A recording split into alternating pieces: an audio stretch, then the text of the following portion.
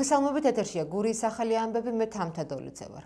საკადრო ცვლილებები მთავრობაში, ქვეყანას ახალი შინაგან საქმეთა მინისტრი ჰყავს. ვახტანგ გომელაური გელა გელაძემ შეცვალა. ის პრემიერ-მინისტრმა ოფიციალურად წარადგინა. დღეს ბატონმა ვახტანგ გომელაურმა დადოა შინაგან საქმეთა მინისტრის თანამდებობა, მან თავად მიიღო ეს გადაწყვეტილება. შესაბამისი თხოვნით მან მოგმართა რამდენიმე დღის წინ. გასული 4 წლის განმავლობაში ბატონ ვახტანგ გომელაურს მიუძღვის განსაკუთრებული წვლილი რევოლუციის 4 მცდელობის აღკვეთაში. მისი დამსახურება აქ არის განსაკუთრებული და ამისათვის მას განსაკუთრებული მადლობა ეკუთვნის. ბატონი ვახტანგი არის ღირსეული კაცი, მას მინდა უსურვო წარმატებების. საქართველოს შინაგან საქმეთა მინისტრის პოსტზე დღეს დაინიშნა ბატონი გელა გელაძე. ბატონი გელა არის გამორჩეული კვალიფიკაციის მქონე იურისტი, მას აქვს შინაგან საქმეთა სამინისტროში მუშაობის მრავალწლიანი სტაჟი. გარდა ამისა, წლების განმავლობაში ის მუშაობდა საქართველოს პროკურატურაში, სახელმწიფო დაცვის სპეციალურ სამსახურში, იუსტიციის სამინისტროში, საშუალებებისა და პრობაციის სამინისტროში, განათლებისა და მეცნიერების სამინისტროში. მადლობა მინდა გადაუხადო ქართული ოცნების გუნდს მხარდაჭერისთვის, ასევე ძალიან დიდი პატივისცემით მინდა მიმართო ბატონ ვახტანგ გომელაურს. მან ძალიან მნიშვნელოვანი როლი და წვლილი შეიტანა ბოლო წლების განმავლობაში შინაგან საქმეთა სამინისტროს რეფორმირების პროცესში. მე დარწმუნებული ვარ, რომ ჩემთვის დიდი პატივია ასევე, რომ უხელმძღვანელო ამ უწყებას და ღირსეულ და საამაყო პოლიციელებთან, შინაგან საქმეთა სამინისტროს თანამშრომლებთან ერთად ვემსახურო ჩვენს ქვეყანას და ჩვენს ხალხს. დონალდ ტრამპის მიერ პრემიერის სახელზე გამოგზავნილი წერილი პოლიტიკოსების მხრიდან შეფასებების თემაა. მმართველ გუნდში ამბობენ, რომ ეს არის მნიშვნელოვანი გზავნილების შემცველი მოლოცვა, რომელიც ცალსახად მიუთითებს პრეზიდენტ ტრამპისა და მისი ადმინისტრაციის განწყობას ითანამშრომლონ საქართველოს მთავრობასთან. განსხვავებულია ხელისუფლების ოპონენტების განცხადებები. ისინი ტრამპის წერილს შაბლონურს უწოდებენ და ამბობენ, რომ მასში პოლიტიკური გზავნილები არ იკითხება. რა თქმა უნდა, პროტოკოლური ამბავი, როდესაც დაღუპულ დღესთან დაკავშირებით მოხდა მილოცვა, ანამდე Deep State და Global Rules პარტიას უწოდებენ ამერიკის შეერთებული შტატების თაოსნობით დასავლურ სამყაროს, სანამ მიმდინარეობს სამოქალაქო პოლიტიკური უფლებების ხელყოფა და განადგურება ქვეყანაში, მანამდე რეალურ ცვლილებებზე საუბარი ვერ იქნება. ამერიკის შეერთებული შტატები ჩვენი ქვეყნის უმნიშვნელოვანესი სტრატეგიული პარტნიორია. ამ ეტაპზე სტრატეგიული ურთიერთობები შეჩერებულია, თუმცა მადლობა ღმერთს დიპლომატიური ურთიერთობები გრძელდება და სწორედ ამის დადასტურება არის ის მილოცვა და ის მილოცვები, რომლებიც განსაკუთრებულ დღეებში არის ჩვენი ხალხის მიმართ გაკეთებული და რა თქმა უნდა მისასალმებელი. მნიშვნელოვანი გზავნილია და ვფიქრობ, რომ ეს კარგი ამბავია ჩვენი ქვეყნისთვის და მეორე რა თქმა უნდა ეს ფაქტი თავისთავად მრავლისმეტყველია იმ თვალსაზრისითაც, რომ ის, რასაც საზოგადოებას სთავაზობდა დიდი ხნის განმავლობაში ქართული ოპოზიცია, არა მხოლოდ ქართული ოპოზიცია, არამედ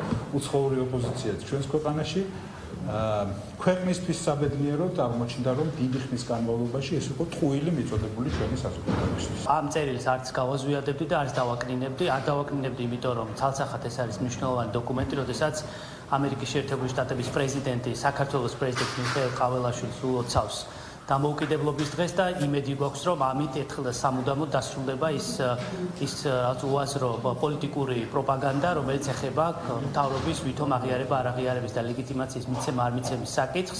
სახელმწიფო აუდიტმა ოზურგეთის მუნიციპალიტეტს ინფრასტრუქტურის მშენებლობასთან მიმართებაში არაერთი შენიშვნა მისცა და ხარვეზებზე მიუთითა. ოზურგეთის მუნიციპალიტეტის მერიის საქმიანობის შესაბამისობის ანგარიში, რომელიც 2022, 23 და 24 წლის პირველ ნახევარს ეხება, დეპუტატებს თავმჯდომარის მოადგილემ ლავრენტი ბიგვავამ გააცნო. ნახეთ ჩვენი რეპორტაჟი ოზურგეთის საკრებულოს ხდომიდან. ოზურგეთის საკრებულოს ხდომაზე დღის წესრიგით გათვალისწინებული 7 საკითხი განიხილეს. პირველ საკითხად დეპუტატებმა 2025 წლის ბიუჯეტის პირველი კვარტლის ანგარიში მერიის საფინანსო სამსახურის უფროსისგან მოისმინეს. პავლე ჭყონიას თქმით, არსებული ბიუჯეტი თითქმის 10 მილიონი ლარით გაიზარდა და 54 მილიონ ნახევარს შეადგენს. პირველი კვარტლის ხარჯებმა 21%, ხოლო შემოსულობებმა 31% შეადგინა, რაც წონიასვე თქმით დადებითი დინამიკაა. ბიუჯეტის შესრულება შემოსავლების ნაწილში 25.91%-ით შესრულდა, აგრეთვე პრიორიტეტების მიხედვით 7 პრიორიტეტი აქვს ოზურგეთის მუნიციპალიტეტს განსაზღვრული. ხარჯებმა 31.31% შეადგინა, რაც ასე ვთქვათ, მაღალი მაჩვენებელია, საკმაოდ ასე ვთქვათ, ფინანსთა სამინისტროს მიერ მოწოდებული პარამეტრების შესაბამისად, ასე ვთქვათ, სტაბილურად მიდის როგორც შემოსავლების, ისე ხარჯების ნაწილის, ასე ვთქვათ, მუშაობა და ამ შემთხვევაში ოზურგეთის მუნიციპალიტეტის ბიუჯეტის შესრულებას როგორც შემოსავლების, ისე ხარჯების ნაწილში საფრთხე არ ემუქრება. ყველა შესაბამისი სამსახური თავისი დაგეგმილი ღონისძიებების ფარგლებში, ასე ვთქვათ, სწორად წარმატებით ართმევს თავს ბიუჯეტის შესრულებას და დაგეგმილი ღონისძიებები, ვთქვათ, ასე გეგმაზომიერად მიმდინარეობს. ასევე საკრებულომ განკარგულება მიიღო მერიისგან ინიცირებული ინფრასტრუქტურული პროექტების მოწონების თაობაზე, რომელიც რეგიონებში განსახორციელებელი ფონდიდან უნდა განხორციელდეს. საუბარია სოფელ ნატანებში ერთი ქუჩისა და ერთი ჩიხის მთლიანობაში კი 2 მეტრიანი გზის მოასფალტებაზე, რომლის ჯამური ღირებულება 60.440 ლარი იქნება. ასევე დეპუტატებმა იმსჯელეს ოზურგეთის მუნიციპალიტეტში აპოლონ წულაძისა და დავით აღმაშენებლის ქუჩებზე და დაბაურეკში მდებარე ავტოსადგურების განთავსების მიზანშეწონილობაზე, რომელიც სივრცითი და ქალაქმშენებლობითი განვითარების სააგენტოს მიერ იყო წარმოდგენილი. საკრებულომ აღნიშნულ ტერიტორიებზე სადგურების განთავსება მიზანშეწონილად ცნო. ინფრასტრუქტურაზე შემოვიდა 2 პროექტი, 2 ინფრასტრუქტურული პროექტი მოწონებაზე საკრებულოში, ეს არის სოფელ ნატანებში, შეკვეთილის ტერიტორიაზე, საკურორტო ზონაში, 2 ქუჩის საგზაო ინფრასტრუქტურის რეაბილიტაცია, ორივეს ღირებულება ჯამურად არის 60.440 ლარი, 2 მცირე ქუჩის რეაბილიტაცია. კომისიამ განიხილა აღნიშნული საკითხი, ასევე საკრებულოზე განვიხილეთ აღნიშნული საკითხი და რა თქმა უნდა, საკურორტო ზონაში საგზაო ინფრასტრუქტურის მოწესრიგება არის ძალიან მნიშვნელოვანი. ეს ხელს უწყობს როგორც კურორტის, ასევე მთლიანად მუნიციპალიტეტის განვითარებას და პოპულარიზაციას. შესაბამისად, საკრებულომ მიიღო დადებითი გადაწყვეტილება და მოიწონა აღნიშნული პროექტები. რიგით მე-7 საკითხი სახელმწიფო აუდიტის დასკვნა იყო, რომელიც საკრებულოს თავმჯდომარის მოადგილემ გააცნო საკრებულოს წევრებს. აუდიტის დასკვნა მუნიციპალიტეტის 2022, 23 და 24 წლების საქმიანობას შეეხებოდა. შენიშვნები ძირითადად საამშენებლო საქმიანობას, ვადის დარღვევებს, უხარისხოდ შესრულებულ პროექტებს, ასევე საქმის წარმოების საკითხებში დარღვევებს შეეხებოდა.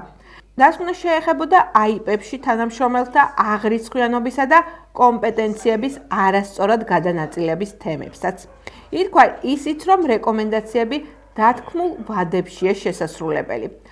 აუდიტის მიერ წარმოდგენილი ანგარიში არის ძირითადად სარეკომენდაციო ხასიათის, მაგრამ იქ არის ცალკეული მუხლები, ცალკეული შენიშვნები, რომლებიც აუცილებლად უნდა იქნეს გათვალისწინებული. აქვე იმასაც აღვნიშნავ, რომ არის გარკვეული ხარვეზები, რომელიც ვთქვათ, შეიძლება ტექნიკური ხასიათი ჰქონდეს ამ შენიშვნებს, მაგრამ მუნიციპალიტეტის საქმიანობისათვის იყოს არსებითი ხასიათი. მაგალითად, საამშენებლო დასრულებული საამშენებლო ობიექტების მიღების საკითხებში ხდება ზოგჯერ, რომ არა თავისდროულად ხდება მომწოდებელის მიერ, ანუ პროექტის შემსრულებელის მიერ დაგვიანებით ობიექტების ჩაბარება, არის ნაკლოვანებები ისეთი, რომელიც ვთქვათ, შეიძლება უკავშირდებოდეს საქმის წარმოებას, ზოგიერთი იურიდიული საკითხების სწორად შეფასებას. მუნიციპალიტეტის მერიასთან ერთად უკვე დავიწყეთ მუშაობა იმ მიმართულებით, რომ ის რეკომენდაციები, რაც შემოგვთავაზა გამოსასწორებლად, ანუ ნაკლოვანებების აღმოსაფხვრად სახელმწიფო აუდიტის სამსახურმა, უახლოეს პერიოდში მოამზადებთ წინადადებათა პაკეტს ამ რეკომენდაციების შინაარსიდან გამომდინარე და იმ ნაკლოვანებების აღმოსაფხვრად, რაც დაფიქსირებულია აუდიტის ანგარიში და ვფიქრობ, რომ ვთქვათ, ერთი კვირის ვადაში მომზადება შესაბამისი ჩვენი კონკრეტული წინადადებები და რეკომენდაციები უკვე აუდიტის სამსახურთან მიმართებით, რომელსაც წარუდგენთ ამ სტრუქტურას. ბოლოს კი რიგგარეშე საკითხად დეპუტატებმა უმრავლესობის ლიდერის მარიკა ჩხიკვიშვილის განცხადება მოისმინეს. ჩხიკვიშვილმა კოლეგებს ოქსფორდის უნივერსიტეტის წერილი გააცნო, რომელიც ქართული ოცნების საქმიანობის დადებით მხარეებს შეეხებოდა. როგორც ფრაქციის ხელმძღვანელმა წარმოვადგინე ოქსფორდის უნივერსიტეტის კვლევის ცენტრის საერთაშორისო კვლევა, რომლითაც გამჭვირვალობის თვალსაზრისით და კორუფციასთან ბრძოლის თვალსაზრისით საქართველოს დომინანტ პოზიციაზე არის და ეს ჩვენი გუნდისთვის ძალიან მნიშვნელოვანი არის, რადგანაც დემოკრატიული ღირებულების თვალსაზრისით ჩვენი გუნდი აქტიურად მუშაობს იმისთვის, რომ ჩვენი ქვეყანა იყოს უფრო გამჭვირვალე, ღია მუნიციპალიტეტები და ასევე კორუფციასთან ბრძოლის თვალსაზრისით ძალიან მნიშვნელოვანი არის ეს შეფასებები საერთაშორისო დონეზე. ასევე ჩვენ განვიხილეთ 2025 წლის ბიუჯეტის შესრულების ანგარიშიც მოვისმინეთ, სადაც ძალიან მნიშვნელოვანი საკითხები იყო წარმოდგენილი და საზოგადოება ნათლად ხედავს დღეს ოზურგეთში მიმდინარე პროცესებს, იმ განვითარებას, რაც რეალურად ხორციელდება და მე ძალიან მიხარია, რომ ჩემი თვითმმართველობის მუშაობის პროცესში ძალიან ბევრი სასიკეთო საქმე გაკეთდა ოზურგეთის მუნიციპალიტეტში. დღეს საკრებულოს ხდომას ოპოზიციური პარტიიდან მხოლოდ გახარია საქართველოსთვის ესწრებოდნენ. ოზურგეთის მეოთხე საჯარო სკოლაში დიდი გაცნობის დღე. ჩემი პირველი ნაბიჯები სკოლაში შედგა. ღიაკარის დღეზე ნომერ მეოთხე საჯარო სკოლამ მომავალი პირველკლასელები მიიწვია. სკოლის კიბეებთან პატარებს, რომლებიც სკოლაში მშობლებმა და ბაღის აღმზრდელებმა მიიყვანეს, სხვადასხვა საგნის პედაგოგები დახვდნენ და სკოლის შენობაში შესასვლელად სპეციალურად მათთვის შექმნილი ბეჭედ დარტყმული პასპორტები გადასცეს. უკვე სკოლის კედლებში კი თვალხატულა გოგობიჭებს დირექტორი და დაწყებითი კლასების პედაგოგები ელოდნენ, რომლებმაც ფერად ოთახში ბავშვებს წიგნები და სათამაშოები ზღაპრის გმირებთან ერთად დაახვედრეს.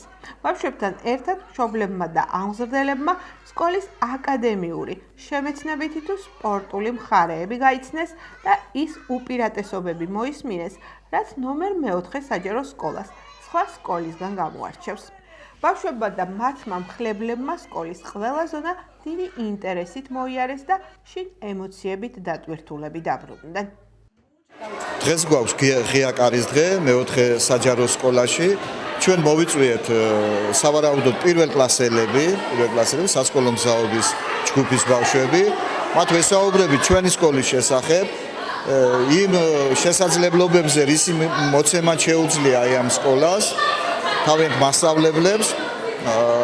აქ გვაქვს ისეთი შეთავაზებები და იმდენად საინტერესო იქნება ჩემი აზრით, რომ ბევრი მათ შორის მშობელიც, აქ მე ვხედავ ბაღის გამგეებიც არიან, მენეჯერები არიან მოსულები, რომ მათთვის მისაღები იქნება ეს სკოლა თავისი შესაძლებლობებით, ყველაფერი იმით, რითაც ამაყობს საერთოდ ეს სკოლა და რის გამო ჩვენ რამდენიმე წლაში გვიწევს მუშაობა, იმდენად დიდია მოთხოვნა მასზე და მასწავლებლებზე, თვითონ იმ ბაზაზე, რა ბაზაც ამ წუთში გაგვაჩნია. ჩვენ გვინდოდა ბავშვებს უფრო გაეგოთ, რომ სკოლა და ეგრძნოთ, რომ სკოლა არ არის მხოლოდ შენობა. სკოლა ადგილი, სადაც თამაშით სწავლობენ, სადაც მეგობრები ეყოლებათ, სადაც ძალიან ბევრი კარგი რაღაც ელოდებათ და საკუთარი შესაძლებლობების აღმოჩენა. რატომ ჩვენი სკოლა სიხარულის სახლია. აქ ყველა იპოვის თავის ადგილს და თავის მეგობარს. დღეს დიდი გაცნობის დღეა მეოთხე საჯარო სკოლაში, ჩვენ სიხარულის სახლში. ჩვენი გულებით სიხარულით არის ანთებული, ძალიან დიდი მოლოდინი გვაქვს, რომ ჩვენი სტუმრები, ეს პაწაწინა ბავშვები ძალიან კმაყოფილები იქნებიან და კმაყოფილები გააგრძელებენ შემდეგ სექტემბერში ჩვენთან ერთად ურთიერთობას და სწავლა-განათლებას მიიღებენ, ისე როგორც ეკადრება ჩვენ საუკეთესო სკოლას. დიდი გაცნობის დღეა ოზურგეთის ნომერ მეოთხე საჯარო სკოლაში. ეს ტრადიცია მრავალი წელია არსებობს. და დღეს ოღონდ ცოტა განსხვავებული ფორმატით გვაქვს, უფრო ადრე დავიწყეთ და უფრო მრავალმხრივი სპექტრით. ზურგეთის ნომერ მეოთხე საჯარო სკოლა ლიდერია. დღეს საქართველოს საფეხბურთო ჩემპიონატის მეოთხე ლიგის მორიგი მატჩი გაიმართა. მერცხალმა საკუთარ სტადიონზე კოლხეთი 2-ს უმასპინძლა. შეხვედრა საკმაოდ დაძაბული გამოდგა. უგოლო პირველი ტაიმის შემდეგ 51 წუთზე სტუმრები დაწინაურდნენ. 76 წუთზე გიორგი კაშიამ ანგარიში გაათანაბრა. საბოლოოდ შეხვედრა ფრედ 1-1 დასრულდა. სტუმრად გაიმარჯვა ლანჩხუთის გურიამ, რომელმაც აბაშაში ზანა დაამარცხა ანგარიშით 2-3 და ლიდერებში დაწინაურდა. 9 ტურის შემდეგ ოზურგეთის მერცხალს 13 ქულა აქვს და მერვე ადგილზეა. ლანჩხუთის გურია 20 ფულით მეორე ადგილზეა. მორიგ შეხვედრას მერცხალი 3 იუნის გამართავს. იგი სტუბრად ივერიას შეხვდება. დღეისათვის სულ ეს იყო, მე მომავალ შეხვედრამდე გემშვიდობებით, კარგად ბრძანდებოდეთ.